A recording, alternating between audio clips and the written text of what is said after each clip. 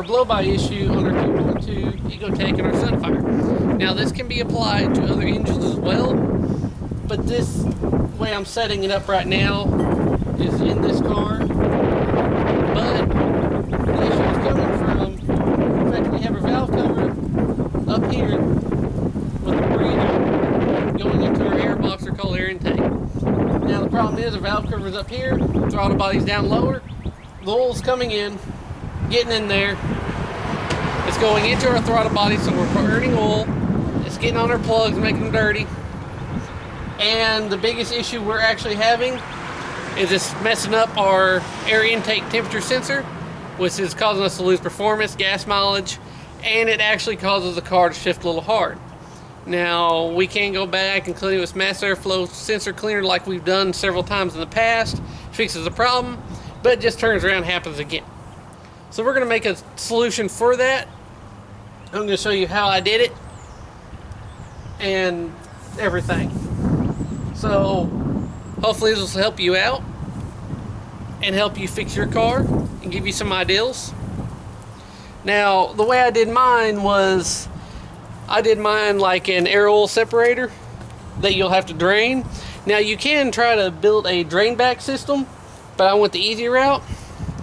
And all I did was take a piece of stainless tubing, weld a cap on top and bottom,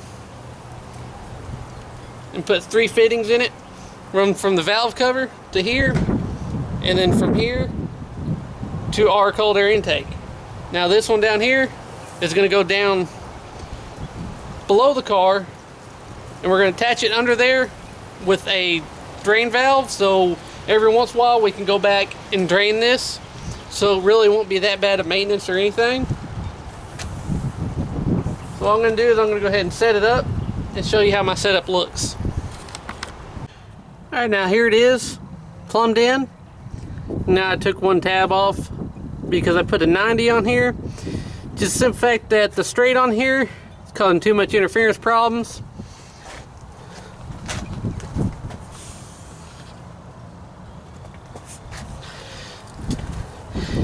And I like the way it runs straight down into it first, and then we loop around. That should keep all the oil out of here. And that's exactly what we want to do.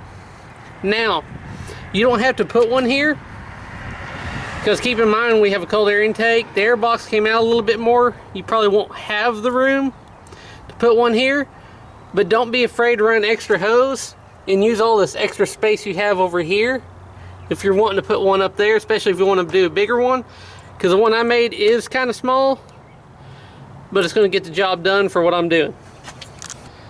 Now there it is. There's my solution for the blow-by problem.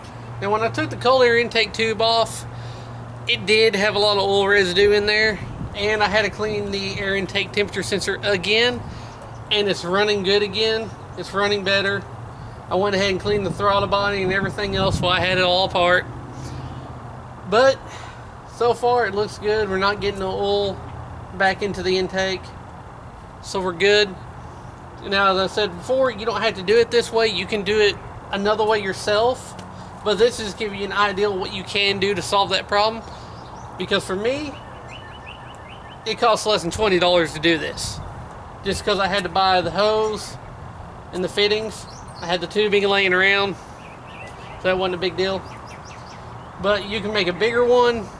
You can buy one, but they are kind of expensive. I looked into it and I didn't feel like dropping that kind of money. So I went a cheaper route. You can use other materials. Just be careful on the material that you use, because you want it to last. You don't want it to break down under the hood or anything. But this should give you an idea of how to fix your own blow-by issues. Now hopefully you liked this video. If you liked it, go ahead and hit like and subscribe, because you never know what projects I'm going to work on next, or what we're going to fix next, or what other videos that will help you save time and money. And as always, thanks for watching.